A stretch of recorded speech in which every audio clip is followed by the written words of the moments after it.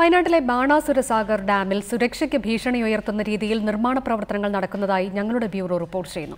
Dam സുരക്ഷാ അതോറിറ്റിയുടെ മുന്നറിയിപ്പ് പോലും അവഗണിച്ചാണ് കേരള ഹൈഡൽ ടൂറിസം സൊസൈറ്റി ഡാമിന് മുകളിൽ നിർമ്മാണം നടത്തുന്നത്.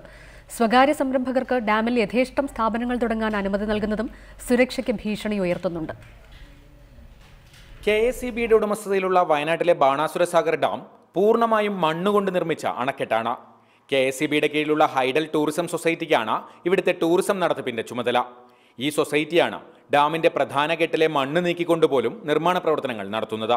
ഡാമിന് മുകളിൽ ഇത്തരത്തിൽ നിർമ്മിക്കുന്ന കെട്ടിടങ്ങൾ സ്വകാര്യ സംരംഭകർക്കാണ് വാടകയ്ക്ക് നൽകുന്നത്. ഇവർക്ക് രാത്രികാലത്ത് പോലും ഡാമിനകത്ത് താമസിക്കാനും വാഹനങ്ങൾ കൊണ്ടുവരാനും അനുമതിയുണ്ട്.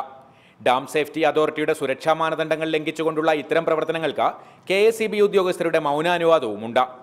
ഡാമിനടുത്തുള്ള KSEBയുടെ പഴയ കെട്ടിടങ്ങളിൽ ഇപ്പോൾ സ്വകാര്യ വ്യക്തികൾ ഹോട്ടലും മറ്റും നടത്തുകയാണ്. ഹൈഡൽ ടൂറിസം സൊസൈറ്റി വാടകയ്ക്കെടുത്ത ശേഷമാണ് ഈ കെട്ടിടങ്ങൾ വ്യവസ്ഥകൾക്ക് വിരുദ്ധമായി സ്വകാര്യ വ്യക്തികൾക്ക് കൈമാറുന്നത്.